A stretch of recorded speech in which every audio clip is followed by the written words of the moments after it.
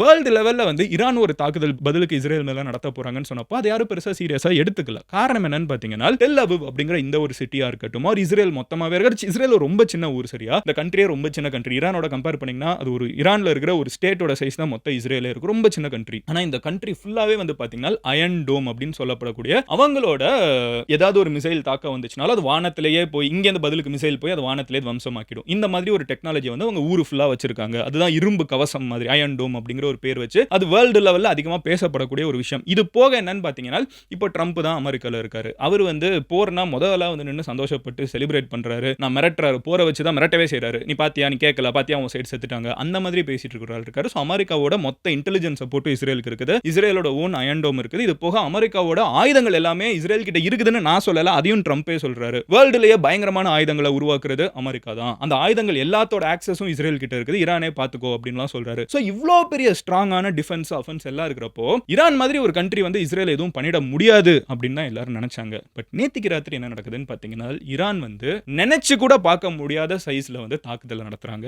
And ஏவுகணைகள் missiles ஓகேவா, ballistic missiles வந்து நிறைய ஈரான் சைடுல இருந்து இஸ்ரேல் மேல மறுபடியும் 2000 கிலோமீட்டர் தாண்டி பறக்குது. அது போக நூற்றுக்கணக்கான ட்ரோன்ஸ் மறுபடியும் உள்ளுக்குள்ள வருது. இதோட வெளிப்பாடா இஸ்ரேலோட கேபிட்டலான டெல் அவிவ்ல இருக்கக்கூடிய அயர்ன் டோம் அந்த இரும்பு கவசம் for the first time on a big scale உடைக்கப்படுது. அதை தாண்டி ஈரானோட தாக்குதல்கள் வந்து டெல் அவிவ்ல இருக்கக்கூடிய பில்டிங்ஸ் மேல வந்து விழுகுது. மக்கள் வாழக்கூடிய ரெசிடென்ஷியல் பிளேசஸ்லயே விழுகிறத நம்மளால பார்க்க முடியுது. ஜெனரலா இஸ்ரேல் வந்து எதை வச்சு பெருமை கொள்வாங்க, ஒரு எதுக்கு அவங்க வேர்ல்ட் லெவல்ல ஃபேமஸ்னு பாத்தீங்கன்னா, அவங்களோட இன்டெலிஜென்ஸ் ரொம்ப ஸ்மார்ட், அவங்களோட டிஃபென்ஸ் ரொம்ப ஸ்மார்ட், அயர்ன் டோமை மீறி யாருமே எதுவுமே பண்ண முடியாது, இஸ்ரேல் ரொம்ப ஸ்ட்ராங்கான ஒரு கண்ட்ரி, அவங்களுக்கு எதிராக யாருமே அடிக்க முடியாது, அவங்க ரொம்ப அட்வான்ஸ்டா இருப்பாங்கிறது தான் எல்லாரும் புரிஞ்சுக்கிட்ட ஒரு விஷயம். பட் ஒரு நாடு ஸ்கேல்ல இவ்வளவு நாள் வந்து இந்த ஒரு நரேட்டிவ் இருக்கிறப்போ, இந்த ஒரு விஷயத்தை நம்ம எல்லாரும் நம்பினப்போ அதுக்கு காரணம் என்னன்னு பாத்தீங்கன்னா, தாக்குனது ஃபுல்லா ஹமாஸ், ஹவுதீஸ் இந்த மாதிரி இருக்கக்கூடிய சுத்தி இருக்கக்கூடிய அமைப்புகள், நாடு கிடையாது. ஆனா ஒரு நாடு உண்மையிலேயே ஃபுல் ஸ்கேல்ல தாக்குதல் நடத்துறப்போ அந்த அயர்ன் டோமும் வந்து ஹோல்ஸ் இருக்குது, லூப் ஹோல்ஸ் இருக்குது. இவ்ளோ பெரிய ஒரு மாடர்ன் அயர்ன் டோம் ரொம்ப காஸ்ட்லியான ஒரு விஷயம். எல்லா நாடுகளும் அது கிடைச்சிச்சுனா சந்தோஷப்படக்கூடிய ஒரு விஷயம். ஆனா அதையுமே வந்து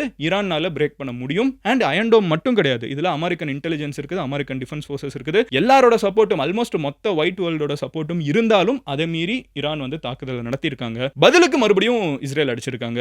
எங்க மேல தாக்குதல் நடத்தியான்னு சொல்லிட்டு மறுபடியும் அடிச்சிருக்காங்க. அண்ட் இது கண்டினியூ ஆகும்னு இஸ்ரேல் சொல்லியிருக்காங்க. இஸ்ரேல் என்ன சொல்லியிருக்காங்கன்னா, எங்களுக்கு தேவையான அளவுக்கு நாங்க இதை பண்ணிக்கிட்டே இருப்போம். அண்ட் இஸ்ரேல் கூட என்ன சொல்றாங்கன்னா, ஈரான்ல இருக்கிற மக்களே வந்து ஒரு கிளர்ச்சியில இருக்கணும். நீங்க வந்து உங்களுக்கு உங்க நாட்டு அரசாங்கத்துக்கு எதிராக எந்திரிங்க. எங்களுக்கு ஈரான்ல இருக்கிற மக்களோட பிரச்சனை இல்ல. அங்க இருக்கிற அரசாங்கம் வந்து ரொம்ப பிற்போக்கா இருக்குது. அவங்க மேல தான் எங்களுக்கு பிரச்சனை. அவங்கள வந்து நீங்க த்ரோ பண்ணுங்க.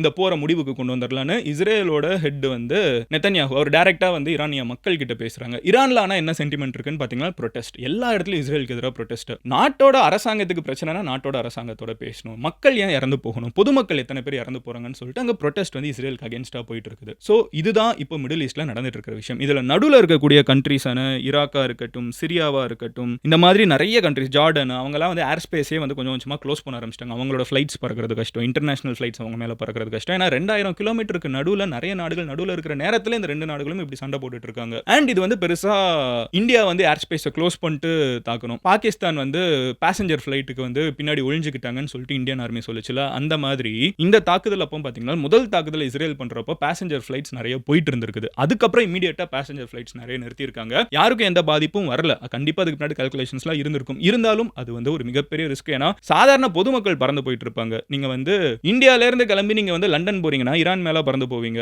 ஓகேவா? நீங்க வந்து இப்போ ஜார்ஜியா போனதுனால எனக்கு தெரியும். அதுவுமே வந்து ஈரான் மேல தான் நிறைய பறந்து போச்சு. அப்போ பொதுமக்கள் சும்மா பறந்து போறவங்களோட ஃபிளைட்ஸ் ஒருவேளை என்ன ஆயிடுச்சுன்னா என்ன பண்ணாங்கற ஒரு பதட்டமும் இதெல்லாம் பார்க்கறப்போ தோணுது. ரெண்டாவது விஷயம் என்னன்னு பாத்தீங்கன்னா, உங்களுக்கு இப்போ புரிஞ்சிருக்கும்னு நினைக்கிறேன். ஈரான் என்ன சொல்றாங்க, இஸ்ரேல்ங்கற ஒரு நாடே இங்க இருக்க கூடாது. ஈரானோட தலைவர்கள் ஓகேவா, அவங்க என்ன சொல்றாங்க, இஸ்ரேல்ங்கற ஒரு நாடே இருக்க கூடாது. இது பலஸ்தீனிய பூமி. பலஸ்தீனிய பூமியில இஸ்ரேல்ங்கற ஒரு நாடு வந்துருச்சு. அதனால அங்க இருக்கிற மக்கள் கஷ்டப்படுறாங்க. அவங்களுக்கு நாங்க சப்போர்ட் பண்றோம்ங்கிறது ஈரானோட ஸ்டாண்ட். இஸ்ரேலோட ஸ்டாண்ட் என்ன, நான் இங்க இருக்கிறதே உங்களுக்கு புரியல. நான் ரொம்ப வருஷமா இங்க இருந்திருக்கேன். நான் இப்போ மறுபடியும் ஒரு நாடு உருவாக்கி இருக்கேன். நான் இருக்கிறதே உங்களுக்கு பிடிக்கலன்னு சொல்லிட்டு இவங்க கிட்ட அணு ஆயுதம் வந்துருச்சுன்னா என்ன அடுத்து அழிச்சிருவாங்க. சோ என்ன அவங்க அழிச்சிர கூடாது, நான் பதிலுக்கு அவங்கள அழிக்கிறேன் அப்படிங்கிறது தான். அவங்களனா அந்த அணுசக்தி இருக்கக்கூடிய இடங்களை நான் அழிக்கிறேன். அண்ட் இது எல்லாத்துக்கும் பின்னாடி இருக்கக்கூடிய முக்கியமான தலைவர்கள் இருப்பாங்களா, அவங்கள அழிக்கிறேன் அப்படின்னு சொல்லியிருக்காங்க.